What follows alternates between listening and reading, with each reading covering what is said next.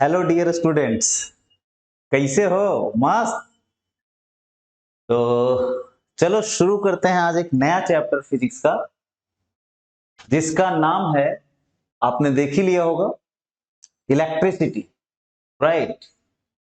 So class 10th का ये chapter number 12 है, आपके एनसीईआरटी बुक में दिया हुआ चैप्टर नंबर 12 में इलेक्ट्रिसिटी, उसका लेक्चर नंबर 1। राइट। बहुत ही जबरदस्त चैप्टर है और बहुत सारे क्वेश्चंस पूछे जाते हैं बोर्ड में, 12th में, है ना। उसके बाद आपको नीट हो या आईआईटी हो, तो इस तरह के सारे एग्जाम्स में ये चैप्टर ना बड़ा ही इंपॉर्टेंट रोल प्ले करता है मेरे भाई। ठीक है, तो बड़े ध्यान से इसे समझना है। ये ये चैप्टर ना जनरली बच्चों को टफ टफ कुछ नहीं है। आज तक जो पढ़ा है टफ लगा है? बोलो नहीं ना, ये भी नहीं लगेगा। समझ गए? बस शर्त एक ही है कि आप सिर्फ वीडियो देखेंगे नहीं, पेपर पेन निकाल के साथ में पढ़ाई करेंगे। Do you understand? जो मैं लिख रहा हूं, जो बोल रहा हूं, आप भी साथ में लिखने की कोशिश करेंगे, लिखेंगे, समझेंगे। समझ में आ रही बात? बोलो, कोई दिक्कत? चलो, तो let's start electricity of class 10। Right. So here we go. तो देखो भाई, यहां पे आपको कुछ दिख रहा होगा। राइट। क्या दिख रहा है? Just try to understand.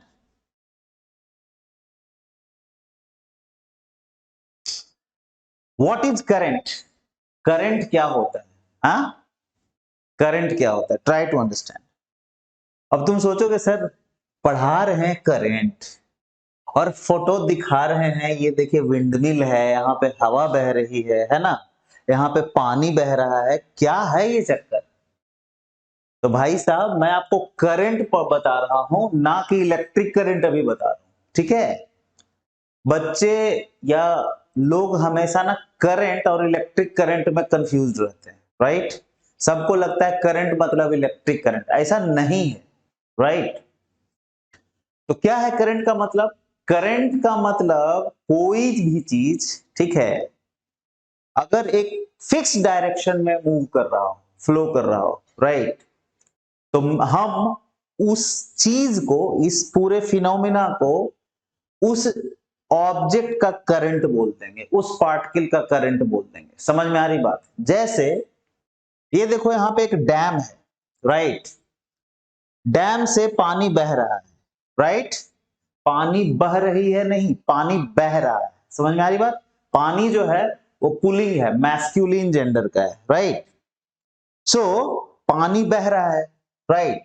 सो हम बोल सकते हैं कि जो वाटर के मॉलिक्यूल्स हैं, ठीक है, वो वाटर के जो मॉलिक्यूल्स हैं वो एक खास डायरेक्शन में फ्लो कर रहा है। जैसे ये देखो, ये सारा इधर जा रहा है, ये भी इधर जा रहा है ना। सो एज ए होल ये सारा का सारा एक खास डायरेक्शन में जा रहा है, इसीलिए हम क्या बोलेंगे? This is the current of water. Understood और नॉट? क्लियर है? समझ में आया नहीं आया? Since all the molecules of water are moving in a fixed direction, so these water molecules are constituting a water current from this side to this side. Understood? कोई दिक्कत? अब हिंदी में सुनो।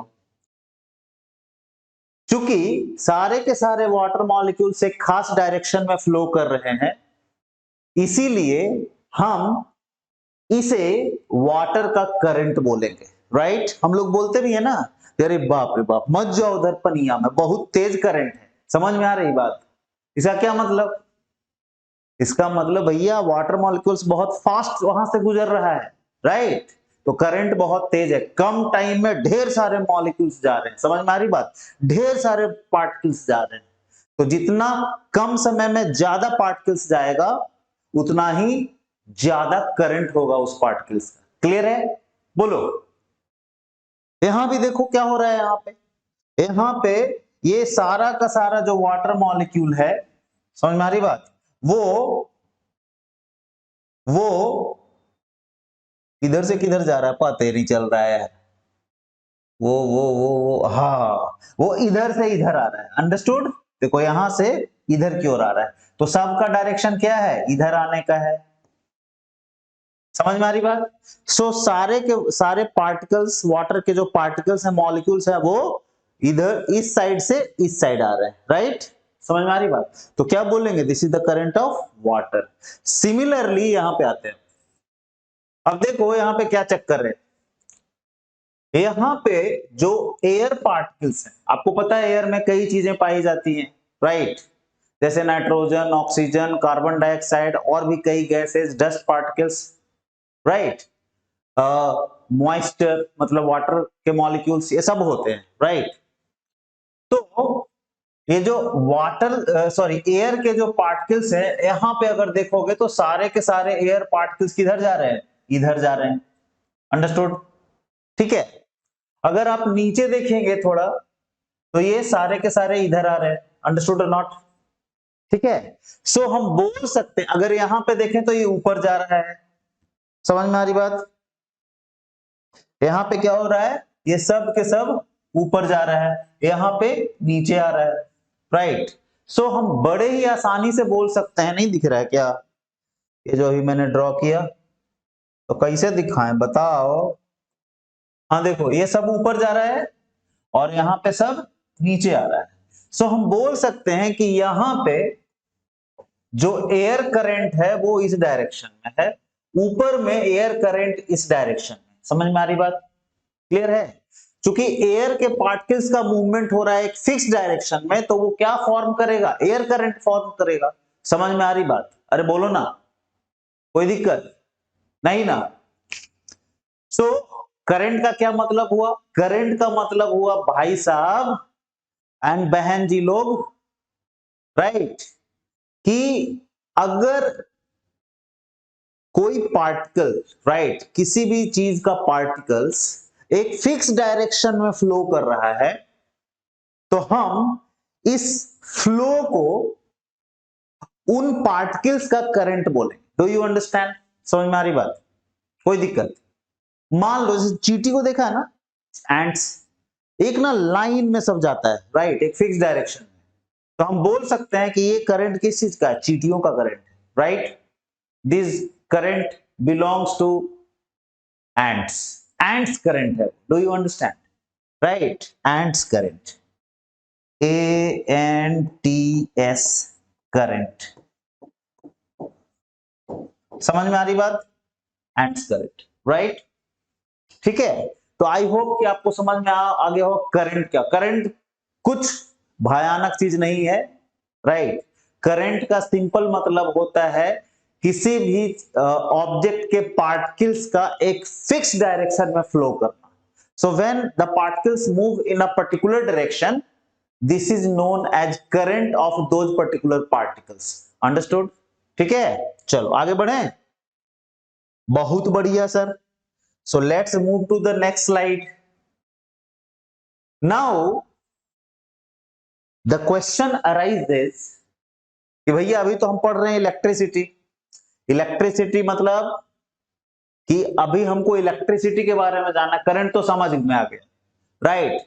लेकिन ये इलेक्ट्रिसिटी या बोले तो इलेक्ट्रिक करंट क्या होता है, राइट।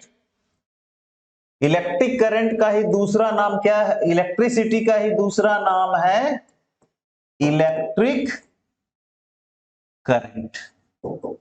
समझ में आई बात, बोलो। इलेक्ट्रिसिटी का ही दूसरा नाम है इलेक्ट्रिक करंट। लेकिन अभी दो वर्ड्स है ना यहाँ पे, उसको दो वर्ड्स के बोलने की जगह पे सीधा बोलते हैं इलेक्ट्रिसिटी, ज्यादा आसान है, क्या बोलते हो, है कि नहीं। और आगे चल के आपको पता चलेगा कि बहुत सारे बुक्स में ना सीधा इलेक्ट्रिसिटी या इलेक्ट्रिक करंट को सिंपली करंट भी लिख दिया जाता है, अंडरस्टूड। ठीक है। तो हमें जैसा पीछे मैंने बोला कि करंट का मतलब इलेक्ट्रिक करंट ही नहीं होता है, राइट। लेकिन चूंकि हम करंट वर्ड को इलेक्ट्रिसिटी में बार बार यूज करते हैं, इसीलिए करंट थोड़ा सिनोनिमस हो गया है इलेक्ट्रिक करंट के। समझ में आ रही बात।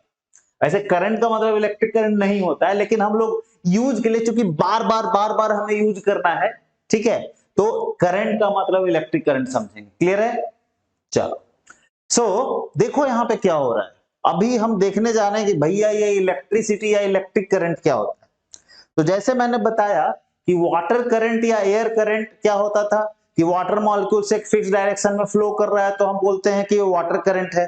अगर एयर के पार्टिकल्स फिक्स डायरेक्शन में फ्लो कर रहे हैं तो बोलेंगे वो एयर करंट है। उसी तरह से इलेक्ट्रिक करंट में भी कुछ फिक्स डायरेक्शन में फ्लो करता है और वो कुछ जो है वो पार्टिकल्स जो है उसका नाम है इलेक्ट्रॉन्स। समझ में आई बात? राइट, कोई दिक्कत? अब इलेक्ट्रॉन्स के बारे में थोड़ा तो आइडिया आपको होगा, राइट? नहीं है तो अभी मैं आपको आइडिया दे दूंगा, डोंट वरी, सब दे दूंगा मैं। तो देखो यहां पे क्या हो रहा है, ये क्या है कि ये जो चीज आपको दिख रहा है रेड रेड में, रेड जो दिख रहा है ना, दे आर न्यूक्लियस। ये क्या है? न्यूक्लियस बोल दें, यस न्यूक्लियस बोल दें या एटम बोल दें, समझ में आ रही बात?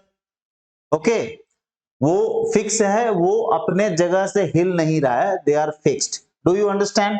राइट, न्यूक्लियस या हम क्या बोलेंगे, पूरा का पूरा ये एटम ही है, राइट? ओके, ये क्या है? ये ऐसे इलेक्ट्रॉन्स हैं जो फ्रीली वो मेटल के पार्टिकल के अंदर, कंडक्टर के पार्टिकल, सॉरी मेटल के अंदर या कंडक्टर के अंदर वो मूव कर रहा है। जैसे मान लो आपने एक लोहे का टुकड़ा ले लिया, आयरन पीस ले लिया या कोई भी मेटल का एक टुकड़ा ले लिया, समझ में आ रही बात?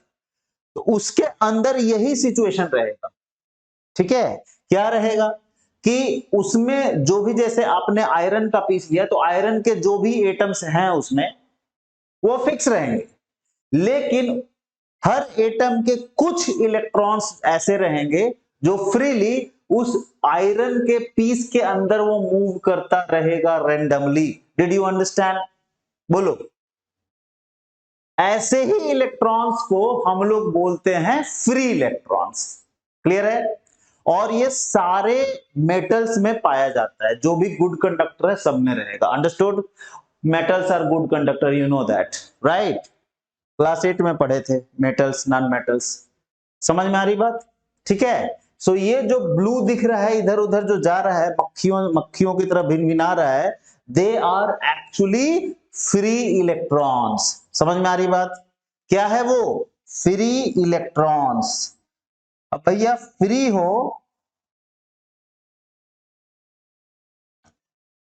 हो या फ्री नहीं हो, जो भी हो, एक चीज तो साफ साफ दिख रहा है कि भैया ये क्या है? इलेक्ट्रॉन्स है, राइट?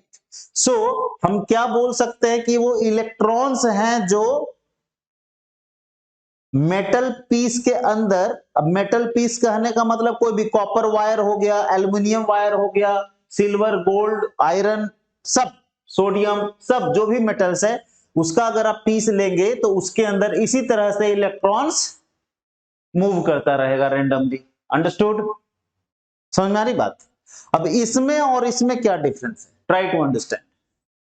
यहां तो रेंडमली मूव कर रहा है, रेंडम मोशन कर रहा है, एक इलेक्ट्रॉन इधर जा रहा है, मान लो 50 इलेक्ट्रॉन इधर गए, 50 इधर गए, 50 ऊपर गए, 50 नीचे गए, तो नेट नेट जो मूवमेंट हुआ इलेक्ट्रॉन का कहीं नहीं हुआ। Did you understand? समझ में आ रही बात? So net motion, net movement जो हो रहा है वो जीरो है यहां पे। अंडरस्टूड? और करंट क्या होता है कि भैया जो सारे पार्टिकल्स है वो एक फिक्स डायरेक्शन में जाना चाहिए तभी करंट होगा। Did you understand? कोई शक? तो यहां पे कोई फिक्स डायरेक्शन में जा ही नहीं रहा है, इसीलिए यहां पे करंट क्या होगा? करंट या इलेक्ट्रिक करंट क्या होगा? जीरो। समझ में आई बात या नहीं आई? जीरो होगा। यहां पे क्या हुआ, मान लो यही वो पीस है यहां पे, इसको ना हमने कनेक्ट कर दिया किससे? इसको ना एक सर्किट से कनेक्ट कर दिया। सर सर्किट आपको पता ही है, ये इस तरह से कनेक्ट कर दिया, राइट? ये कनेक्ट कर दिया, ठीक है? स्विच भी एक लगा देते हैं, राइट सर? कोई दिक्कत? ये बड़ा वाला पॉजिटिव होता है, आपको पता ही होगा, नहीं पता है तो जान लीजिए, और छोटा वाला निगेटिव होता है, राइट? पॉजिटिव बड़ा होता है, निगेटिव छोटा होता है, राइट? बड़ा छोटा। सो पॉजिटिव से कनेक्टेड है तो इधर भी क्या हो गया पॉजिटिव, और ये निगेटिव से कनेक्टेड है तो ये हो गया नेगेटिव। अंडरस्टूड? ठीक है। सो अब यहां पे क्या हुआ कि सारे जो इलेक्ट्रॉन्स थे वो एक फिक्स डायरेक्शन में फ्लो करने लगा। क्यों करने लगा इस पे हम बात करेंगे, राइट। बट अभी यहां पे देखिए कि ये सारे इलेक्ट्रॉन्स एक फिक्स डायरेक्शन में फ्लो कर रहे हैं। अंडरस्टूड और नॉट? जैसे ही इलेक्ट्रॉन्स फिक्स डायरेक्शन में फ्लो करेगा, अब हम बोलेंगे कि हाँ ये तो भैया करंट है, राइट। किसका? इलेक्ट्रॉन्स का करंट है। और इसी करंट को हम लोग बोलते हैं इलेक्ट्रिक करंट। इलेक्ट्रिक का मतलब चार्ज, और करंट तो आपको पता ही है, flow of anything in fix direction. So electric current क्या हुआ कि when electrons flow in a fixed direction, that is known as electric current, right. या हम बोल सकते हैं कि इलेक्ट्रिक का मतलब चार्ज, इलेक्ट्रिक का मतलब चार्ज, इसका क्या मतलब है सर? चार्ज।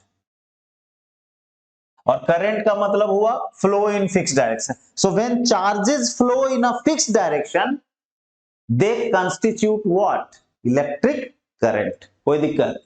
अरे बोलो ना, बोलेंगे कैसे? कमेंट करेंगे, है कि नहीं? चलो ठीक है, करो कमेंट ठोक के एकदम। तो अभी ध्यान से समझना फिर से कि जब चार्जेस फिक्स डायरेक्शन में फ्लो करता है तो उसे हम बोलते हैं इलेक्ट्रिक करंट। कोई दिक्कत? और चार्जेस जो होता है वो इलेक्ट्रॉन्स के चलते होता है। समझ में आ रही बात? आगे क्लियर हो जाएगा कि इलेक्ट्रॉन्स के चलते ही चार्ज डेवलप होता है। Did you understand? सो हम सीधा सीधा बोल सकते हैं कि when electrons flow in a fixed direction, they form electric current. And in case of conductors, metals, those electrons, उनका स्पेशल एक नाम है, उसे बोलते हैं free electrons. Do you understand? तो सिंपली आप क्या याद रखेंगे कि इलेक्ट्रिक करंट क्या होता है? Flow of electrons in a fixed direction through a conductor is known as electric current. कोई दिक्कत? बोलो, अरे बोलो ना भाई, कोई प्रॉब्लम नहीं है। समझ में आई बात? नहीं समझ में आ रहा हो तो कमेंट जरूर करना, ठीक है। We will reply to each and every comment, right. समझ में आ रही बात? चलिए आगे बढ़े। ओके, तो यहां पे थोड़ा सा मैं डेफिनेशन लिख देता हूं इसका, करंट का, राइट। लिख देते हैं सर, क्या लिखे? कलर चेंज, ठीक है चलो। क्या बोलेंगे? द फ्लो ऑफ इलेक्ट्रॉन्स, या बोल सकते हैं charges, in a fixed direction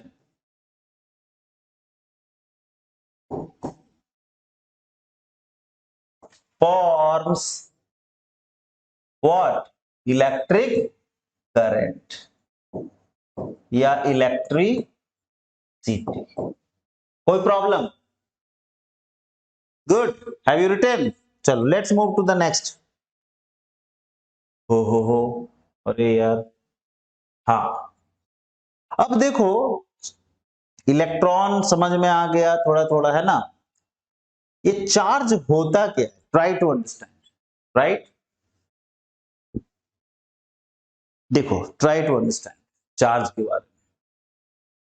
जितने भी पार्टिकल्स हैं, ठीक है, सॉरी, जो भी मैटर है इस दुनिया में, राइट, या पूरे यूनिवर्स में बोले, मैटर आपको पता ही है। मैटर क्या होता है? हाँ, बोलेंगे सर पता है, आज ना चौराहे पे एक मैटर हो गया था, राइट। मेरे साथ मैटर हो गया। अरे वो मैटर नहीं, मैटर का वो मैटर का मतलब हो गया कांड हो गया, नहीं समझे? राइट, कुछ कुछ बात हो गई, किसी से झगड़ा झंझट हो गया, वो वाला मैटर। फिजिक्स में मैटर क्या होता है भैया? मैटर क्या होता है कि भैया जिसके पास मास हो, राइट, ऐसा चीज जिसके पास मास हो और जो जिसके पास वॉल्यूम हो या जो स्पेस ऑक्युपाई करे, ऑक्युपाइज स्पेस। स्पेस नहीं समझ में आ रहा है तो वॉल्यूम समझिए, समझ में आ रही बात। तो ऐसे चीज को हम लोग मैटर बोलते हैं। एक चीज और इसमें ऐड कर सकते हैं, ठीक है, क्योंकि बचपन में ये सारी चीज बताई नहीं जाती है आपको लोअर क्लास में। क्या होता है मास भैया, सॉरी मैटर, इसमें ना इसके पास ना चार्ज होता है, राइट। तो बोल सकते हैं कि एंड हैव चार्ज, राइट। अब ये बात अलग है कि चार्ज हो सकता है पॉजिटिव हो पूरा नेट चार्ज, या निगेटिव हो या जीरो, समझ में आ रही बात, बट चार्ज भी होगा। समझ में आ रही बात या नहीं आ रही है, बोलिए। सो मैटर क्या हो गया, लोअर क्लास में सिर्फ इतना पढ़ते हैं ना कि matter is that which has mass and that occupies space, right. एक और चीज उसमें ऐड करो, and it also has charge, right. Have नहीं हैज होना चाहिए यहां पे, समझते हैं क्या होना चाहिए, as per grammar and has charge, understood. So भाई साहब उसमें चार्ज भी होगा। हाँ ये बात अलग है, ये जो चार्ज है वो जीरो भी हो सकता है या पॉजिटिव होगा या निगेटिव होगा, समझ में आ रही बात, बट चार्ज होगा, अंडरस्टूड। चलो एक कॉन्सेप्ट तो ये हो गया, और चार्ज के बारे में थोड़ा समझते हैं। देखो आपने पढ़ा है कि इलेक्ट्रॉन प्रोटॉन न्यूट्रॉन सुना तो होगा ही, राइट। इलेक्ट्रॉन्स जो होते हैं वो एटम के अंदर होते हैं, आगे हम देखेंगे, है ना। प्रोटॉन्स न्यूक्लियस के अंदर होता है, न्यूट्रॉन भी न्यूक्लियस के अंदर होता है। तो इलेक्ट्रॉन इलेक्ट्रॉन ठीक है, मान लो दो इलेक्ट्रॉन्स, राइट। तो इलेक्ट्रॉन का मास होता है सर बहुत कम होता है, बहुत ही ज्यादा कम होता है, right. 9.1 into 10 to the power -31 kg, समझ में आ रही बात, ये बहुत ही ज्यादा कम है। तो दो इलेक्ट्रॉन्स आपस में एक दूसरे को ग्रेविटेशनल फोर्स से खींचेंगे, एकदम खींचेंगे, मास है तो खींचेंगे, जहां भी मास है वहां ग्रेविटेशनल फोर्स है, क्लियर है। तो देखा गया कि दो इलेक्ट्रॉन जो है, मान लो ये दोनों क्या है, इलेक्ट्रॉन है, तो जितना ये ग्रेविटेशनल फोर्स लगाता है एक दूसरे के ऊपर, उससे कहीं ज्यादा ये लगाता है repulsive force. Do you understand, समझ में आ रही बात। जितनी जोर से ग्रेविटेशनल फोर्स के चलते ये अट्रैक्ट होता है, उससे कहीं ज्यादा फोर्स के साथ ये रिपेल होता है। आ रही बात समझ में, ठीक है, ये रिपेल होता है, ये दूसरा एक फोर्स लग रहा है जिसके चलते ये रिपेल हो रहा है, अंडरस्टूड। तो चार्ज इसी चीज को बोला गया है, राइट, कि वह फोर्स, वह जो नेचर है इलेक्ट्रॉन का जिसके चलते ये एक दूसरे से दूर भागता है, इसी नेचर को वी यूज टू से चार्ज। समझ में आई बात या नहीं आई, अरे बोलो, अरे बोलो ना, फिर से सुनो। दो इलेक्ट्रॉन्स हैं, ठीक है, या मान लो दो प्रोटॉन है, मान लो ये एक प्रोटॉन है ये दूसरा प्रोटॉन है, राइट। प्रोटॉन, ये प्लस माइनस क्यों लगा रहा हूं, क्योंकि प्रोटॉन पे पॉजिटिव चार्ज होता है, इलेक्ट्रॉन पे निगेटिव चार्ज होता है, उसको छोड़ दीजिए, बस दो प्रोटॉन है। तो यहां भी क्या होगा कि सिंस इसमें मास है तो ग्रेविटेशनल फोर्स के चलते ये दोनों एक दूसरे को अट्रैक्ट करेगा, लेकिन जितना फोर्स से ये एक दूसरे को रिपेल करता है ना मेरे भाई, वो अट्रैक्टिव फोर्स से, यानी कि ग्रेविटेशनल फोर्स से, प्रोटॉन के केस में भी ग्रेविटेशनल फोर्स से ये जो रिपल्सिव फोर्स है काफी बड़ा होता है, काफी बड़ा होता है, बहुत बड़ा। अंडरस्टूड? समझ में आ रही बात? तो भैया मास है तो अट्रैक्ट हो रहा था, लेकिन ये रिपेल क्यों होने लगा? समझ में आ रही बात? इलेक्ट्रॉन्स के पास भी मास है तो अट्रैक्ट हो रहा था, लेकिन ये रिपेल क्यों हो रहा? तो जिस नेचर के चलते ये इलेक्ट्रॉन्स आपस में एक दूसरे को रिपेल कर रहा है, या प्रोटॉन्स भी एक दूसरे को रिपेल कर रहा है, इसी नेचर को हम बोलते हैं कि ये चार्ज है। Do you understand? और जितना मैग्नीट्यूड रिपल्सन का इलेक्ट्रॉन के केस में है, माने जितना जोर से एक दूसरे को धक्का दे रहा है दो इलेक्ट्रॉन्स, उतना ही जोर से धक्का दे रहा है दो प्रोटॉन्स एक दूसरे को। यानी कि दोनों के केस में जो चार्ज का मैग्नीट्यूड है, रिपल्सन का जो मैग्नीट्यूड है, वो सेम है। राइट? समझ में आ रही बात? वो सेम है। समझ में आया? यानी कि हो न हो, इलेक्ट्रॉन और प्रोटॉन के ऊपर जो चार्ज होता है वो सेम टू सेम होता है। और वो कितना होता है बता दूं अभी? चलो लो बता दिए। इलेक्ट्रॉन के ऊपर होता है सर, दिख रहा है? थोड़ा और ब्राइट कलर लेते हैं, क्या बोलते हैं? ब्राइट। व्हाइट ले लें? व्हाइट से लिखते हैं। गुड। सो इलेक्ट्रॉन के ऊपर जो चार्ज होता है वो होता है 1.6, नहीं, -1.6 इंटू 10⁻⁻19 कूलम्ब। COULOMB। और प्रोटॉन के ऊपर जो चार्ज होता है वह भी सेम टू सेम होता है, लेकिन नेचर इसका अपोजिट होता है। 1.6 इंटू 10⁻+1.6 इंटू 10⁻⁻19 कूलम्ब। कूलम्ब को शॉर्ट में आप सिर्फ कैपिटल सी भी लिख सकते हैं। आई बात समझ में? Capital C. So what is coulomb? Coulomb is the unit of charge. आई बात समझ में? अरे भैया चार्ज को क्या चीज में मेजर करेंगे? मीटर में, लीटर में, किलोग्राम में? बोलो। न्यूटन में? नहीं ना, ये अलग चीज है। ठीक है? ये अलग एक फिजिकल क्वांटिटी है। इसका यूनिट होता है कूलम्ब। अंडरस्टूड और not? Good. So this is the, देखो दोनों पे सेम चार्ज है। बोलेगा सेम कहां है सर? यहाँ पे आपको निगेटिव नहीं दिख रहा है? देखिए तो आप निगेटिव लगाए हैं, यहाँ पे पॉजिटिव लिखे हैं, तो सेम कैसे? अरे भाई साहब मैग्नीट्यूड सेम है, नहीं समझे?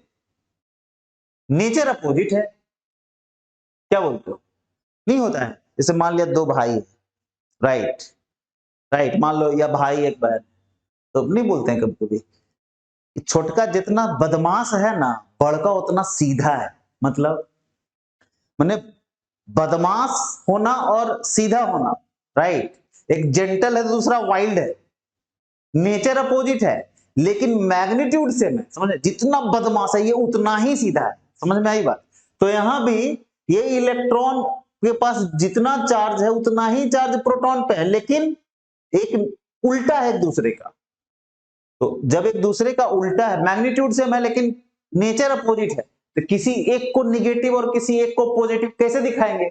बोलो क्या लिखे? इलेक्ट्रॉन का चार्ज सीधा 1.6 इंटू 10⁻⁻19 कूलम्ब, और प्रोटॉन का चार्ज बदमाश 1.6 इंटू 10⁻⁻19 कूलम्ब। ऐसा तो नहीं बोल सकते ना, फिजिक्स है सर, राइट?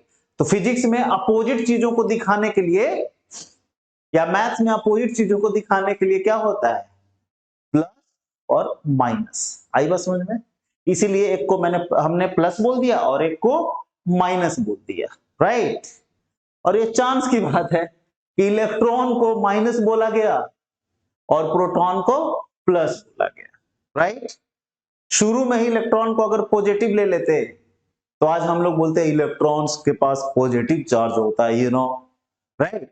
बट जो ले लिया गया उसी को हम लोग फॉलो कर रहे हैं। Understood now? सो इलेक्ट्रॉन पे कितना चार्ज होता है? -1.6 इंटू 10⁻⁻19 कूलम्ब।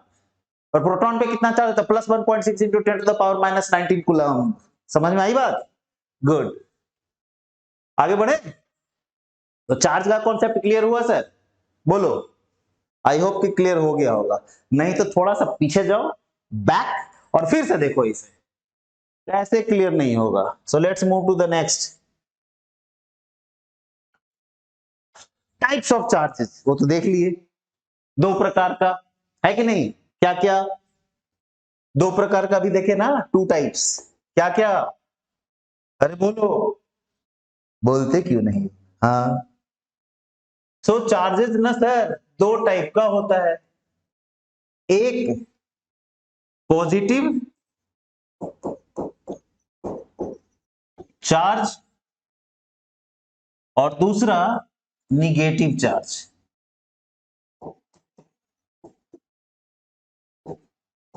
ठीक है, जो हमारा पॉजिटिव चार्ज है इसे हम बोलते हैं प्रोटॉन, सिंबल इसका होता है P, स्मॉल p, और ऊपर में प्लस का साइन लगाते हैं, राइट। इलेक्ट्रॉन निगेटिव चार्ज जो होता है वो होता है सर जी इलेक्ट्रॉन, और इसका सिंबल स्मॉल e और उस पे निगेटिव चार्ज ऊपर में लगाते हैं। सो चार्जेस दो टाइप का हो गया, पॉजिटिव एंड निगेटिव, पॉजिटिव को प्रोटॉन, निगेटिव को इलेक्ट्रॉन, अंडरस्टूड, बोलो ना, ओके। इस पे कितना चार्ज होता है, plus 1.6 into 10 to the power minus 19 coulomb, capital C, और इस पे होता है minus 1.6 into 10 to the power minus 19 coulomb, capital C. Clear है, बोलिए, कोई दिक्कत, बहुत बढ़िया, ठीक है। अब देखो,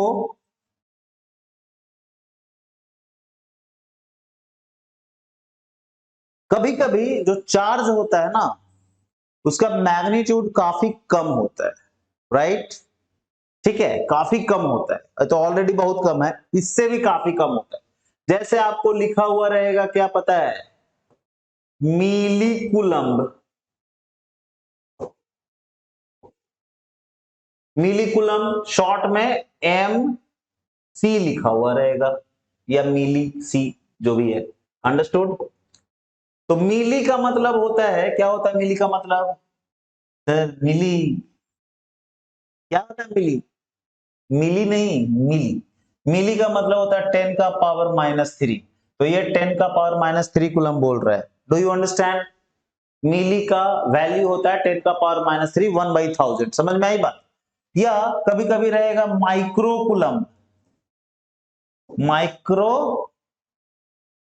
कूलम, तो माइक्रो क्या होता है पता है, अच्छा माइक्रो को ना ऐसा सिंबल ऐसे न्यू से दिखाते हैं, न्यू सी लिखा हुआ है, इसका क्या मतलब हो गया, 10 का power minus 6 coulomb, understood. So micro का वैल्यू कितना होता है, 10 to the power minus 6, understood, कोई दिक्कत, बोलो, ये सब चीजों को नोट कर लेंगे, राइट। पेपर पर लेके बैठे हैं ना, नहीं बैठे हैं ना, तो क्या मैं बोलूं, पूरा वीडियो देख लोगे और शायद 20-30% ही आपको समझ में आएगा, लेकिन जब लिखोगे तो गारंटी है आपको 100% समझ में आएगा, राइट, इसलिए लिख के पढ़ेंगे। आगे बढ़े सर, बोलिए ना, चलिए आगे बढ़ते। तो टाइप्स ऑफ चार्जेस भी हो गया, चार्ज ऑन इलेक्ट्रॉन और प्रोटॉन मैंने बता दिया, फिर से मैं लिख देता हूं, आपको याद हो गया होगा अब तक, चलो बोलो तो क्या होगा इलेक्ट्रॉन पे चार्ज, तो सर जी इलेक्ट्रॉन पे चार्ज होता है minus 1.6 into 10 to the power minus 19 coulomb, proton पे चार्ज बताओ, चलो तुम बताओ, क्या बताओगे, plus 1.6 into 10 to the power minus 19 coulomb, कोई दिक्कत, बोलो। अच्छा एक चीज और मैं यहां पे बताना चाहूंगा कि भैया ये जो चार्ज होता है ना, ये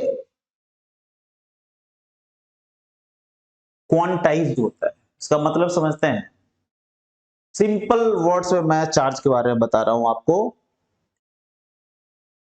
चार्ज जो डेवलप होता है ना वो इलेक्ट्रॉन्स के चलते होता है, राइट, और इलेक्ट्रॉन्स जो होते हैं प्रोटॉन्स के चलते नहीं होता है। क्यों नहीं होता है मैं बता रहा हूं, क्योंकि प्रोटॉन न्यूक्लियस का पार्ट है, वो इधर उधर नहीं जाता है। जाता कौन है? Proton, electron. तो इलेक्ट्रॉन्स के आने से या जाने से ही राइट चार्ज डेवलप होता है। यानी कि अगर कोई एटम एक्सेप्ट कर लिया इलेक्ट्रॉन तो उस पर चार्ज आ जाएगा, या किसी एटम ने डोनेट कर दिया किसी को, ले जा भाई मन ने जरूरत ना है तू ले जा, तो उस पर फिर से चार्ज आ जाएगा। राइट, हम लोग देखेंगे कैसे क्या होता है। सो जब इलेक्ट्रॉन आता या जाता है, ठीक है, एक्सेप्ट, या जब हम एटम एक्सेप्ट करता है या लूज करता है तभी चार्ज डेवलप होता है। अब एक चीज समझो, इलेक्ट्रॉन का जो एक्सेप्टेंस है आता जाता है ना, वो फिक्स ना होल नंबर में जाएगा। समझ में आ रही बात? या तो 1 जाएगा, 2 जाएगा, 10 जाएगा, 100, 200, 500, राइट, फिक्स नंबर में जाएगा। 1, 3, 5, 8 इलेक्ट्रॉन्स मान लो चला गया। समझ में आई बात?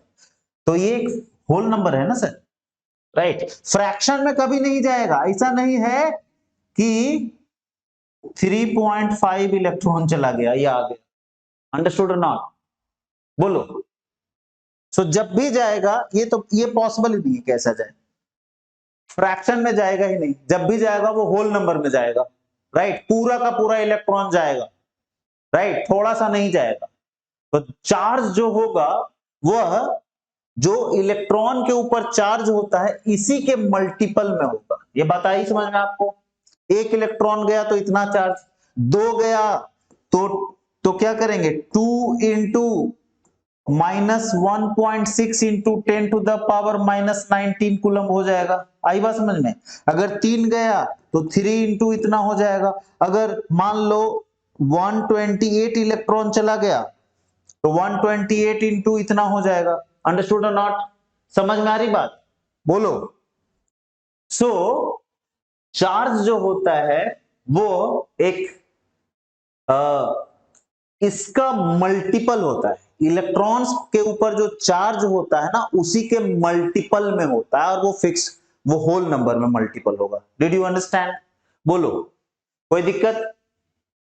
समझ में आ गया होगा क्या मैंने बोला? कि इलेक्ट्रॉन्स होल नंबर्स में ट्रांसफर होते हैं, राइट, फ्रैक्शन में नहीं होता है। राइट, समझ में आ रही बात?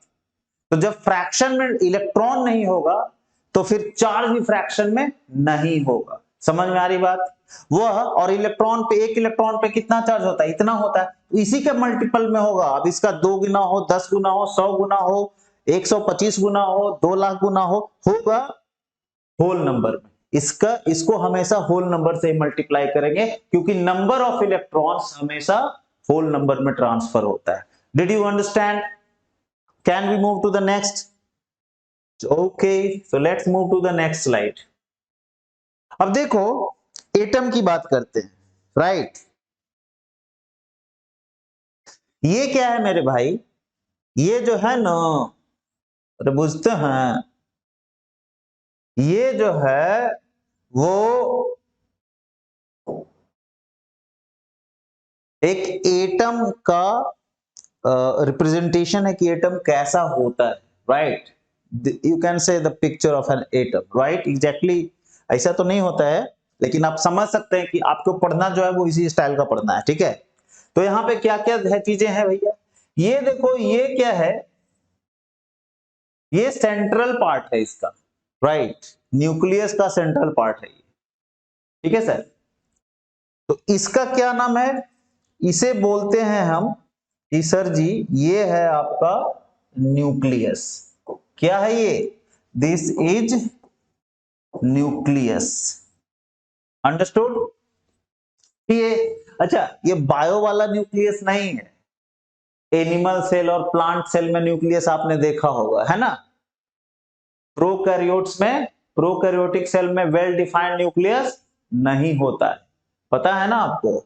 यूकैरियोट्स में वेल डिफाइंड न्यूक्लियस होता है, राइट। ओके, न्यूक्लियस के अंदर क्या होता है? न्यूक्लियोलस होता है, क्या क्या होता है ना भाई। तो अभी उसकी बात नहीं कर रहे हैं।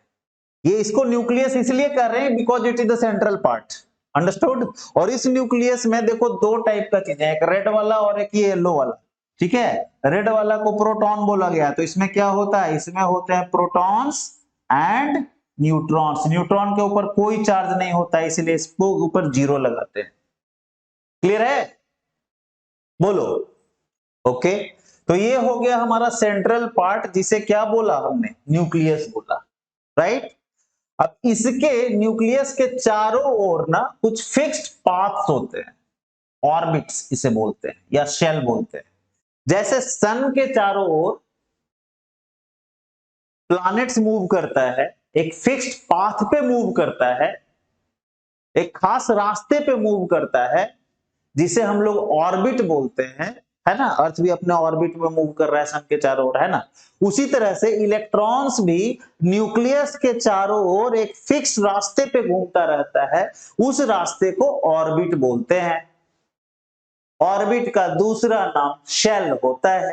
हर किसी का दूसरा नाम आप ही का होगा। एक घर का नाम निकनेम बोलते हैं, नहीं, मेरा भी है, तेरा भी है, राइट। तो शेल का भी है ऑर्बिट, क्या बोलते हो? तो ये क्या है भैया? इसे हम लोग बोलेंगे, इसे क्या बोलेंगे? इसे बोलेंगे शेल, राइट। दिस इज, दिखाई दे रहा है ना सर कलर? बोलते नहीं है आप। This is shell. इसे क्या बोलेंगे? शेल या ऑर्बिट। खाने वाला नहीं, चबाने वाला नहीं, हाँ, शेल या ऑर्बिट, राइट। गुड। इसी ऑर्बिट में इलेक्ट्रॉन्स जो है वो न्यूक्लियस के अराउंड रिवॉल्व करता रहता है, अंडरस्टूड और नॉट? घूमता रहता है। तो देखो, ये है इसका फर्स्ट शेल, जिसको हम लोग K से रिप्रेजेंट करते हैं। ये है सेकंड सेल, जिसे L से, और ये थर्ड सेल, जिसे M से रिप्रेजेंट करते हैं, राइट। तो क्या किसी भी एटम के अंदर तीन ही शेल्स होते हैं या ऑर्बिट्स होते हैं? नहीं। इसका जवाब है नहीं, इनफाइनाइट होता है, infinite number of shells, right. ये इनफाइनाइट कहने का क्या मतलब है? तो कभी खत्म नहीं होगा, समझे कि नहीं? ऐसा, right. Did you understand? So KLM ये हो जाएगा NOP, sorry capital P, QRSTUVWZ, बहुत सारा, इनफाइनाइट, राइट। लेकिन उससे हमें मतलब नहीं, हमें उन सेल्स से मतलब है, उन ऑर्बिट से मतलब है जिसमें इलेक्ट्रॉन्स है। Do you understand? समझ में आ रही बात? जिसमें इलेक्ट्रॉन्स है। इलेक्ट्रॉन्स किसमें किसमें रह सकता है, ये डिपेंड करता है कि उस पर्टिकुलर एटम में कितने इलेक्ट्रॉन्स हैं, राइट। अब ज्यादा डिटेल में नहीं जाएंगे, वो एटॉमिक स्ट्रक्चर का पार्ट है, क्लास 9 में आपने पढ़ा है, राइट। नहीं पढ़ा है तो जाके फट से पढ़ लो। एक एक तो चैप्टर पढ़ने में कितना ही टाइम लगेगा? ऑलरेडी कुछ तो पढ़े ही हुए होंगे, है कि नहीं? एक 2 घंटा दीजिए, आपका एटॉमिक स्ट्रक्चर एकदम मस्त फर फर हो जाएगा, एक नंबर टकाटक, राइट। बहुत बढ़िया।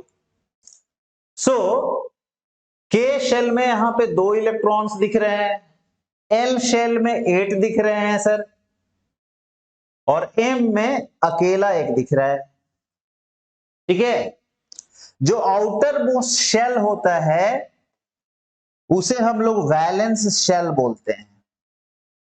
वैलेंस शेल दिख रहा है सर, क्या बोलते हैं? Valence shell. वैलेंस शेल, जो आउटर मोस्ट शेल होता है, वैलेंस शेल इज व्हाट?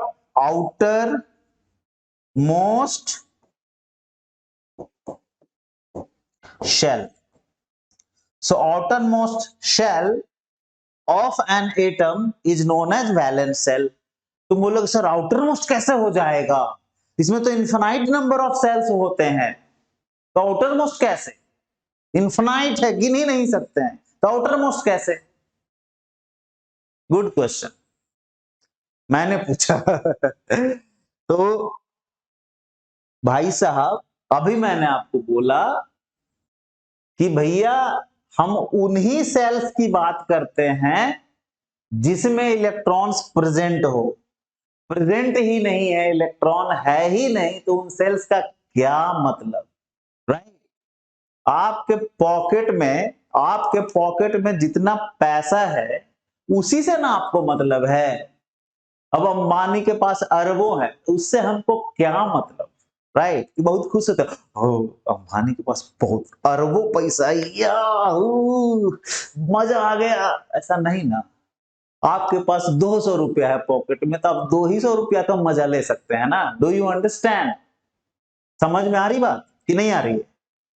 सो उन्हीं सेल्स से हमें मतलब है जिन सेल्स में इलेक्ट्रॉन्स हैं, और वैसे सारे सेल्स में देखेंगे कि सबसे बाहर वाला कौन है, सबसे दूर वाला कौन है, उसी सेल को बोलेंगे कि भैया वो आउटर मोस्ट सेल है, और उसी आउटर मोस्ट शेल को हम बोलेंगे कि वैलेंस सेल।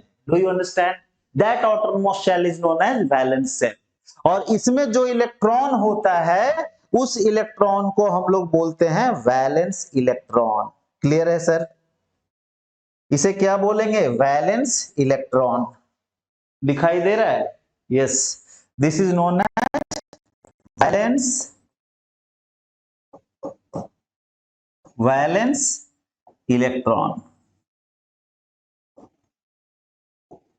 यहाँ पे एक इलेक्ट्रॉन है तो एक वैलेंस इलेक्ट्रॉन हुआ, अगर दो रहता तो दो हो जाते, तीन रहता तो तीन हो जाते। अंडरस्टूड और नॉट? ठीक है, कोई दिक्कत? बोलो, समझ में आ गया? ये जो एटम है किसका है? अभी तक आपको समझ में आया कि नहीं आया? बोलो ना, सॉरी हिचकी आ रही है। देखो भैया, इसमें 2 इलेक्ट्रॉन, इसमें 8 और इसमें 1, टोटल हो गया आपका 11 इलेक्ट्रॉन। अब 11 इलेक्ट्रॉन और साथ में इसके अंदर 11 प्रोटॉन भी है सर। समझ गए कि नहीं समझे? 11 प्रोटॉन। कौन सा कलर से लिखें कि आपको दिखाई दे? ग्रीन, ग्रीन से दिखेगा? चलो ब्लू से लिखते हैं, ब्लू। इसमें क्या है? 11 प्रोटॉन है और साथ में 12 न्यूट्रॉन्स हैं। अंडरस्टूड? देखो यहां पे लिखा हुआ 11 protons, 12 neutrons, 11 neutrons, 11 electrons, right? तो भैया इसका एटॉमिक नंबर हो गया 11। और एटॉमिक नंबर क्या होता है? नंबर ऑफ इलेक्ट्रॉन्स और number of protons in a neutral atom of an atom. Understood? Electrons बोलेंगे तो neutral atom of an atom, या सिर्फ प्रोटॉन्स की बात करेंगे तो it is the number of protons in an atom. Understood? और फॉर्चुनेटली जो एटॉमिक नंबर होता है वही सीरियल नंबर होता है हमारा पीरियोडिक टेबल में उस एलिमेंट का। समझे कि नहीं समझे? तो सोडियम है जो 11 नंबर पे है, right? First period, second period, third period का लेफ्ट साइड में सबसे पहला एलिमेंट है ये सोडियम, राइट? तो ये कौन सा एटम हो गया हमारा? Sodium atom. कोई दिक्कत? This is sodium atom. आगे बढ़े तो यहां पे हमने क्या सीखा कि न्यूक्लियस में होता है प्रोटॉन एंड न्यूट्रॉन, और न्यूक्लियस के चारों ओर जो सेल्स होते हैं उस पे क्या होता है हमारा? उसमें होता है इलेक्ट्रॉन्स जो न्यूक्लियस का चक्कर काटता रहता है, राइट? क्लियर है? उसी, और ये सेल्स कितने होते हैं? इनफाइनाइट नंबर्स होते हैं, लेकिन हमें उन सेल से मतलब है जिसमें इलेक्ट्रॉन्स होते हैं। और ऐसे ही सेल्स जिसमें इलेक्ट्रॉन्स है, जो सबसे बाहर वाला शेल होता है उसे हम लोग बोलते हैं वैलेंस शेल, राइट? या वैलेंस ऑर्बिट। और उस वैलेंस सेल में जो इलेक्ट्रॉन होता है उसे वैलेंस इलेक्ट्रॉन कहते हैं। यहां पे सोडियम के केस में एक एटम में एक ही इलेक्ट्रॉन होता है जो वैलेंस इलेक्ट्रॉन होता है। क्लियर है? बोलो, कोई दिक्कत? आगे बढ़े? चलो बढ़ गए। अब देखो, just try to understand. Proton जो होता है वो पॉजिटिव नेचर का होता है sir. I already told you, right? Electron जो होता है वो निगेटिव नेचर का होता है, मैग्नीट्यूड सेम होता है, राइट? ये सब हमारे क्या हैं? इलेक्ट्रॉन्स हैं, है कि नहीं? सब के सब, they all are electrons.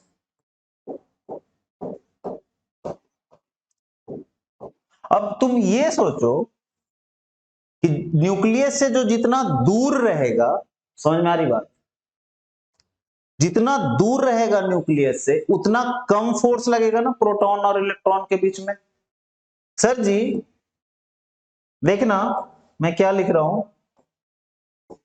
Electron and proton जब रहेंगे तो ये एक दूसरे को ना अट्रैक्ट करता है। सिर्फ इलेक्ट्रॉन और इलेक्ट्रॉन रहेगा तो ये रिपेल करेगा, सिर्फ प्रोटॉन प्रोटॉन रहेगा तब भी ये रिपेल करेगा। यानी like charges repel each other and unlike charges attract each other. Clear है? बोलिए, कोई दिक्कत? गुड। सो यहां पे जो प्रोटॉन्स है वो न्यूक्लियस पे ये पॉजिटिव है, ये क्या है, पॉजिटिव है, और ये सब निगेटिव है, तो ये प्रोटॉन जो है वो इसे अट्रैक्ट करेगा। राइट? प्रोटॉन कभी मूव नहीं करता है, वो न्यूक्लियस में होता है, इलेक्ट्रॉन से काफी ज्यादा हेवी होता है, काफी ज्यादा, लगभग इलेक्ट्रॉन से 2000 टाइम्स हेवियर होता है। समझ में आ रही बात? समझिए या नहीं समझे? यानी आपका जो वजन है ना, आपके सामने एक पूरा बड़ा सा ट्रक है जो फुल्ली लोडेड ट्रक है, ऐसा समझ लो। तो आप हो गए इलेक्ट्रॉन और जो फुल्ली लोडेड बड़ा ट्रक है वो हो गया प्रोटॉन। समझ में आ रही बात? तो that is very heavy particle, उसे मूव करना पॉसिबल ही नहीं है, वो न्यूक्लियस में पड़ा रहता है मस्त। अंडरस्टूड? इसलिए बोला भी जाता है, आप क्लास 9 में पढ़े होगे, कि एटम का सारा मास जो होता है वो न्यूक्लियस में कंसंट्रेटेड होता है लगभग। अंडरस्टूड? क्यों? क्योंकि उसमें दो भारी भरकम पार्टिकल्स हैं, प्रोटॉन्स एंड न्यूट्रॉन्स। न्यूट्रॉन का भी मास लगभग प्रोटॉन के बराबर ही होता है। ओके? तो मूव कौन करेगा? इलेक्ट्रॉन। तो जैसे जैसे दूरी बढ़ेगी, आप खुद समझो, जैसे जैसे दूरी बढ़ती है दो अपोजिट चार्जेस के बीच में, वैसे वैसे उनके बीच का अट्रैक्टिव फोर्स भी कम होते जाता है। राइट? समझ में आ रही बात? तो डिस्टेंस सबसे ज्यादा दूर किसका है? वैलेंस इलेक्ट्रॉन का और न्यूक्लियस का, है कि नहीं? वैलेंस इलेक्ट्रॉन, देखो फर्स्ट शेल वाला तो नजदीक है ना सर, फर्स्ट शेल जो है वो इतना ही दूर है मान लो, सेकेंड शेल वाला इतना दूर है, लेकिन थर्ड सेल वाला जो है वो सबसे ज्यादा दूर है। देख रहे हैं? तो ये डिस्टेंस बहुत ज्यादा है, जिसके चलते इसके ऊपर फोर्स सबसे कम लगेगा बाकी इलेक्ट्रॉन्स के रिस्पेक्ट में। सो जो वैलेंस इलेक्ट्रॉन होते हैं उन पे सबसे कम इलेक्ट्रोस्टैटिक फोर्स लगता है न्यूक्लियस के द्वारा, यानी प्रोटॉन्स के द्वारा। आ रही बात समझ में? समझ में आ रही बात या नहीं आ रही? गुड। सो ये इलेक्ट्रॉन थोड़ा थोड़ा क्या होता है कि ये वैलेंस सेल को छोड़ के निकल जाता है घूमने फिरने के लिए। समझ में आ रही बात? भाग नहीं जाता, नहीं समझे? कुछ बच्चे होते हैं ना, पेरेंट्स ध्यान नहीं देते हैं, तो कब आ रहा है कब जा रहा है घर से कुछ पता ही नहीं है, रात के 10-11 बजे भी बाहर घूम रहा है कि नहीं? किसके साथ है क्या है, माँ बाप को कोई खोज खबर नहीं है, लेकिन घर वो छोड़ के नहीं जा रहा है। जब भी भूख लगती है, पैसे की जरूरत होती है, वो लौट के घर को ही आता है। समझ में आ रही बात? ठीक उसी तरह ये इलेक्ट्रॉन है, ये इस शेल को छोड़ के, इस एटम को छोड़ के निकल गया है, लेकिन जो ये पूरा मेटल का पीस है, मान लो सोडियम मेटल का एक बड़ा सा पीस है, राइट?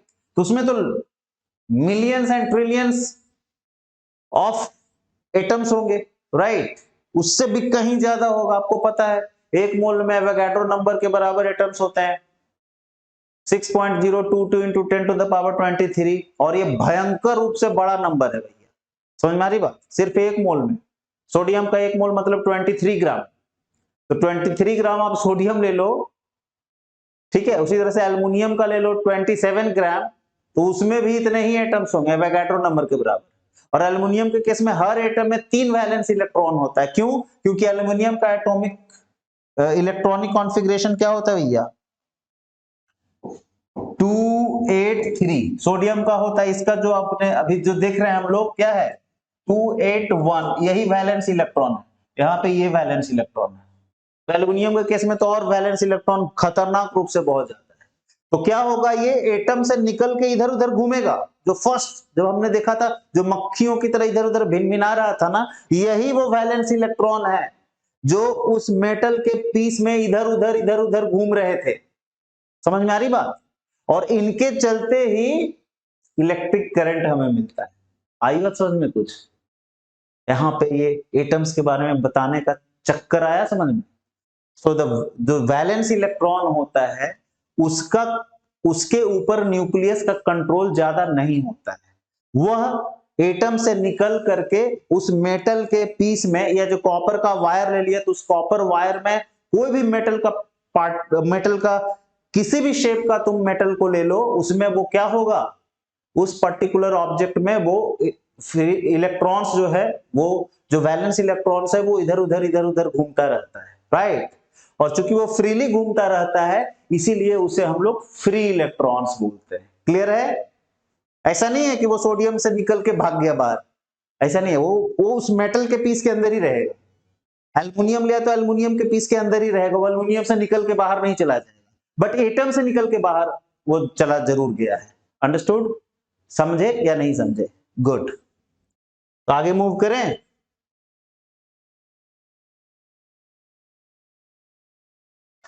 तो फ्री इलेक्ट्रॉन्स मैंने आपको ऑलरेडी बतला दिया। फ्री इलेक्ट्रॉन्स क्या हो गया सर? फ्री इलेक्ट्रॉन्स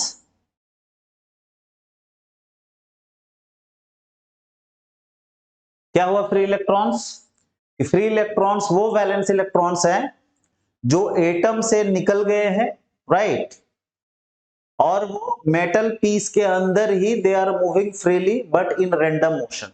वो फ्रीली तो मूव कर रहा है लेकिन रैंडमली मूव कर रहा है, कोई फिक्स डायरेक्शन नहीं है। कुछ इधर जा रहा है, कुछ इधर जा रहा है, कुछ उधर जा रहा है, कुछ उधर जा रहा है, पता नहीं किधर किधर जा रहा है। अंडरस्टूड और नॉट? समझ में आ रही बात?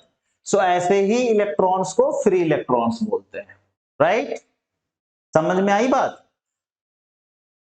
चार्ज कैरियर्स, देखो भैया चार्ज कैरियर्स क्या होता है? नाम से ही पता है यार, चार्ज कैरियर। वैसा वो जो चार्ज को कैरी करे, समझ में आ रही बात? That is charge carrier. So अगर मैं मेटल्स की बात करूं, ठीक है, मेटल्स की बात करूं,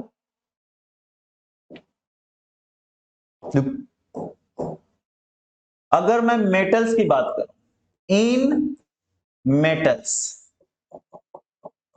मेटल्स के एग्जाम्पल कुछ बताएंगे आप? जैसे सोडियम, जैसे मैग्नीशियम, एल्युमिनियम, है कि नहीं, potassium, calcium, iron, silver, gold, copper, निकल,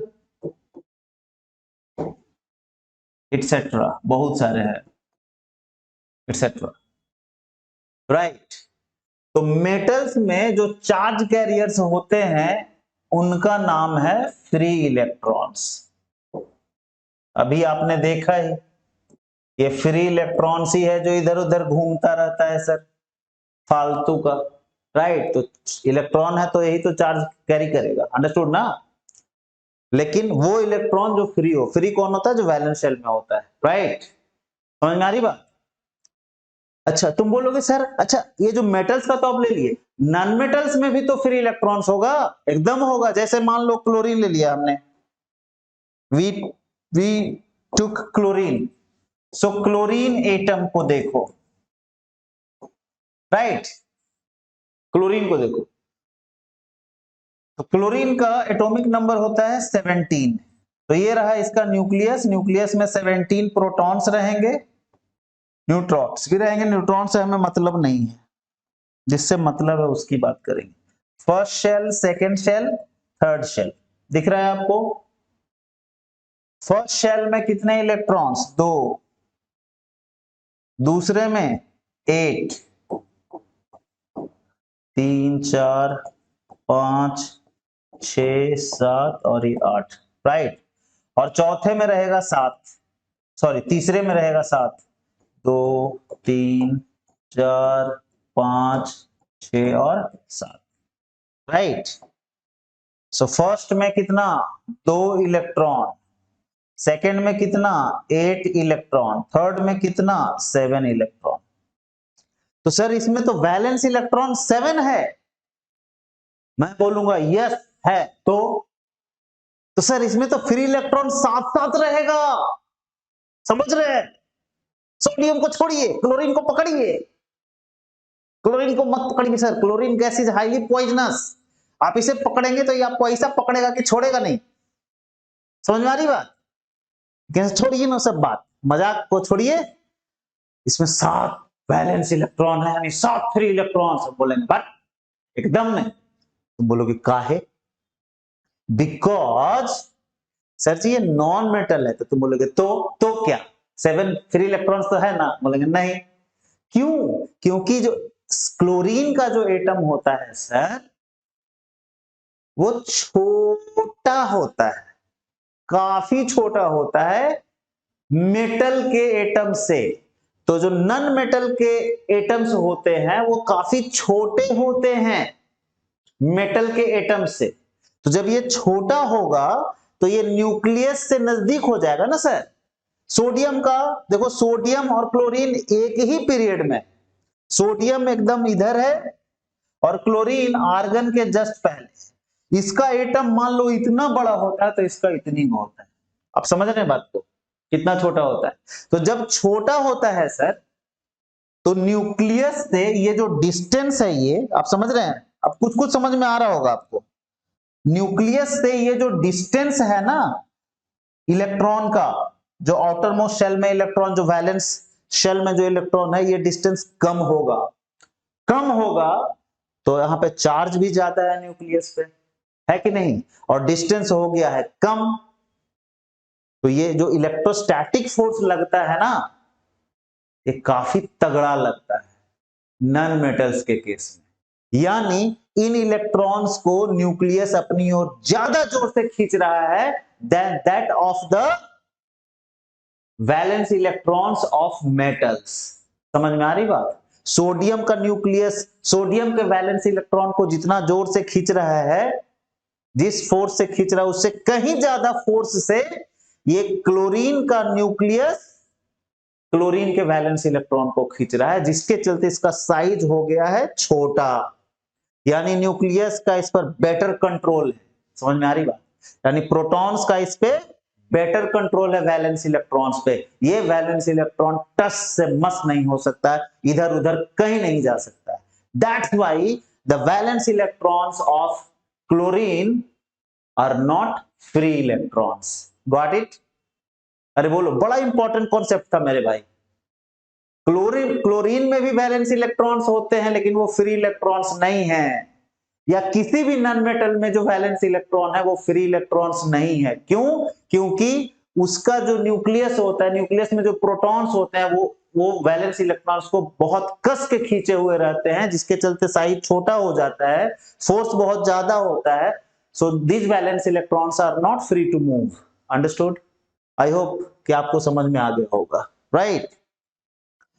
तो ये क्या था सर कि मेटल्स में जो फ्री इलेक्ट्रॉन्स होता है हमारा, वो कौन हो? मेटल्स में जो चार्ज कैरियर होता है वो कौन होता है? वो होता है हमारा फ्री इलेक्ट्रॉन्स। अंडरस्टूड? उसी तरह से अगर मैं इलेक्ट्रोलाइट्स की बात करूं, इलेक्ट्रोलाइट्स आपको पता है ना? बोलो, इलेक्ट्रोलाइट्स आपको किस चैप्टर में मिला था? Chemical effect of electric current, class 8 में थोड़ा थोड़ा पढ़ना था, राइट? तो इलेक्ट्रोलाइट्स ऐसा सॉल्यूशन होता है, ठीक है, ऐसा लिक्विड आप बोल सकते हो, ठीक है, जिसके थ्रू करंट फ्लो करता है, राइट? याद है आपने कॉपर सल्फेट को वाटर में डिसॉल्व किया था, राइट? उसके सॉल्यूशन में 2 इलेक्ट्रोड डाल के, हाँ हाँ हाँ, कुछ कुछ याद आया, राइट? सो इलेक्ट्रोलाइट्स में चार्ज कैरियर कौन होता है सर? इलेक्ट्रोलाइट्स में जो चार्ज कैरियर्स होते हैं वो क्या होंगे? या तो एटम्स होंगे या ग्रुप ऑफ आयंस। एटम्स ऐसा एटम जिसपे चार्ज होता हो, राइट? तो आयंस होगा। अब आयंस इलेक्ट्रोलाइट्स में फ्री चार्ज कैरियर्स कौन सा होगा? आयंस होगा। इलेक्ट्रोलाइट्स में चार्ज कैरियर आयंस होंगे। अब आयंस या तो सिंगल एटम वाला आयन होगा या ग्रुप ऑफ एटम्स पे चार्ज होगा। समझ में आ रही बात? वो बाद की बात है। अभी के लिए ध्यान क्या रखेंगे कि मेटल्स में जो चार्ज कैरियर होता है वो फ्री इलेक्ट्रॉन्स होता है, और इलेक्ट्रोलाइट्स में जो चार्ज कैरियर्स होता है वो आयंस होता है। ये भी क्वेश्चन पूछता है, बड़ा ही इंपॉर्टेंट है एकदम, राइट। एकदम ये लहसुन बम है भाई, समझ गए ना, फ्री में मार्क्स मिलेगा ये सबसे, तो उसको ध्यान में रखिएगा। कोई दिक्कत समझ में आया नहीं आया? चार्ज कैरियर, चार्ज कैरियर वो होता है जो चार्ज को कैरी करता है, यानी इलेक्ट्रॉन्स को कैरी करता है। तो इन केस ऑफ मेटल्स कौन है निठल्ला बैठा हुआ जो चार्ज को कैरी करेगा? Free electrons. और इलेक्ट्रोलाइट्स के केस में कौन होता है? वो आयंस होता है। ठीक है, कुछ एग्जांपल मैं दे देता हूं आयंस का, जैसे कि मान लो Cu2 plus plus, Cu2 plus, है ना, जैसे कि sulphate ion SO4 2 minus and so on, list काफी लंबी है, समझ में आ रही बात। जैसे कि Na प्लस भी हो सकता है, जैसे कि Al3 प्लस हो सकता है, जैसे कि NO3 माइनस हो सकता है, जैसे कि O2 माइनस हो सकता है। ये तो लिक्विड में नहीं होगा, ठीक है। कहने का मतलब जिस पे चार्ज हो, बुझ रहे हैं, ऐसे एटम जिस पे चार्ज हो, सॉरी, ऐसे एटम जिस पे चार्ज हो वो सब के सब क्या होंगे? हमारे आयंस होंगे, और वो चार्ज कैरियर्स होंगे इलेक्ट्रोलाइट्स, राइट। समझ में आ रही बात? ओ ये भी होगा, क्यों नहीं होगा, एकदम होगा, एटसेट्रा, ठीक है। ये सारी चीजें और भी बहुत अच्छे से क्लियर होंगी जब आप पढ़ेंगे chemical effect of electric current, उसमें इलेक्ट्रोलिसिस वगैरह देखेंगे, है ना, तो आपको बहुत एकदम क्रिस्टल क्लियर हो जाएगा ये सब चीजें, राइट। प्रॉब्लम क्या है ना साइंस में, कि सारे चैप्टर्स ने एक दूसरे से जुड़े हुए हैं सर, राइट। तो आप अच्छे से क्लास नहीं करेंगे, अच्छे से आप पढ़ेंगे नहीं, किसी चैप्टर में डांडी मार देंगे, आप डंडी मार देंगे, ठीक है, तो आपका वहां का कंसेप्ट खत्म, और वही कंसेप्ट फिर लग जाएगा दूसरे चैप्टर में, तो दूसरे चैप्टर में भी प्रॉब्लम हो जाएगी। इसीलिए ईमानदारी से पढ़ाई करेंगे, बुझते हैं? चलिए, सो आई होप कि आपको ये जो फर्स्ट लेक्चर है सर इलेक्ट्रिसिटी का, वो समझ में आया होगा, राइट। हमने कुछ कुछ तो इसमें पढ़ा ही, क्या क्या पढ़ा, करंट क्या होता है, इलेक्ट्रिक करंट क्या होता है, चार्ज क्या होता है, टाइप्स ऑफ चार्जेस क्या होते हैं, इलेक्ट्रॉन प्रोटॉन पे कितना चार्ज होता है, एटम क्या होता है, एटम के अंदर न्यूक्लियस क्या होता है, सेल्स क्या होते हैं, ऑर्बिट्स, सेल्स एक ही बात है ना, वैलेंस सेल क्या होता है, वैलेंस इलेक्ट्रॉन क्या होता है, फ्री इलेक्ट्रॉन क्या होता है, चार्ज कैरियर क्या होता है, इतनी सारी चीजें पढ़ ली हमने, है ना। पढ़ा तो और भी बहुत कुछ, कि नॉन मेटल का एटम्स छोटा होता है, मेटल का एटम्स बड़ा होता है, राइट। और भी कई चीजें हम लोगों ने देखी इसमें। तो आई होप वही तुम लोगों को ये सब समझ में आया होगा भाई। नहीं आया तो फिर से देखो वीडियो, और फिर भी नहीं समझ में आए, पेपर पेन लेके जरूर, हाँ, हमेशा। फिर भी नहीं समझ में आए तो हम क्या बोले भैया, भगवान आपका भला करे, यही बोल सकते हैं, ठीक है। सो मन लगा के पढ़िए, राइट। जो पढ़ेगा वो जिंदगी में आगे बढ़ेगा, सिंपल सी बात है, राइट। इज्जत भी मिलेगी आपको, पढ़ाई पढ़ाई करेंगे तो, राइट। पैसा कमाना बहुत बड़ी बात नहीं है, लेकिन इज्जत के साथ पैसा कमाना ये बहुत बड़ी बात है। आप समझ में आ रही बात, समझ में आ रही है आपको बात? पढ़ाई आपको सब कुछ दे देगा, राइट। सोचो ना, अभी आप मान लो कहीं भी हो इंडिया में, राइट, गांव में देख रहे हो वीडियो, शहर में देख रहे हो, कहीं भी देख रहे हो, आपको वहां पे बहुत सारे प्रॉब्लम्स हो सकते हैं, राइट। इंफ्रास्ट्रक्चर नहीं है, ये नहीं है, वो नहीं है, सड़क टूटी हुई है, ये है, वो है, हॉस्पिटल नहीं है, या हो सकता है बहुत कुछ हो भी आपके, आप तो इंडिया में भी बहुत कुछ हो गया है हर जगह पे, राइट। लेकिन आप जहां भी हैं वहां से बेहतर जगह पे आप पहुंच सकते हैं इस पढ़ाई के दम, राइट। सोचो आपका आईआईटी हो गया, नीट हो गया, तो आप आईआईटी दिल्ली पहुंच जाओगे, आईआईटी मुंबई पहुंच जाओगे, सोचो क्या शानदार जगह है ये सब। आईआईटी रुड़की, आप समझ रहे हैं, इंडिया में जितने भी आईआईटी है सब बोलेगा आजा आजा आजा, हाँ? समझ में आ रही बात? याद है ना वो गाना, आजा आजा आजा बैंड बाजा लेके आजा। तो ये तभी हो सकता है ना जब आप पढ़ाई करेंगे कस के। मान लिया मेडिकल कंप्लीट कर गया, AIIMS Delhi the best college of India, ठीक है, और भी मौलाना आजाद, किंग जॉर्ज, दुनिया भर का नहीं, बहुत ही अच्छे अच्छे कॉलेजेस हैं पूरे इंडिया में फैले हुए, अच्छे अच्छे जगहों पे है, ठीक है, वहां आप जा सकते हैं, आपकी शानदार लाइफ हो सकती है। उसको कंप्लीट करने के बाद आप एक बढ़िया जॉब ले सकते हैं, अपना खुद का बिजनेस स्टार्ट कर सकते हैं, हॉस्पिटल खोल सकते हैं, लाइफ कितनी अच्छी होगी, जस्ट ट्राई टू अंडरस्टैंड, ठीक है। तो मेहनत कीजिए, आप कहां से कहां पहुंच जाएंगे, ठीक है, ये शायद आपको भी नहीं पता हो, राइट। तो आई होप कि आपको ये वीडियो पसंद आया होगा, ठीक है, चीजें क्लियर हुई होंगी। अगले वीडियो में, अगले लेक्चर में और भी इलेक्ट्रिसिटी का जो आगे का पार्ट है हम देखेंगे, ठीक है, और गारंटी आपको हर चीज अच्छे से समझ में आएगा, ठीक है, बस थोड़ा मेहनत कीजिए आप, राइट, ठीक है। तो that's all for the day. अगर आपको हमारा एफर्ट पसंद आ रहा है, वीडियो पसंद आ रहा है, तो लाइक कीजिए वीडियो को, शेयर कीजिए अपने दोस्तों के बीच, सब्सक्राइब कीजिए चैनल को और बेल आइकन जरूर दबा दीजिए, और कमेंट तो किए बिना छोड़ना नहीं है, ठीक है सर। तो चलो, that's all for the day, see you in the next lecture, till then bye bye, take care, take care, take care of yourself, your family, take good care of your health and take very good care of your studies. Till then, bye bye, see you. जय हिंद, वंदे मातरम।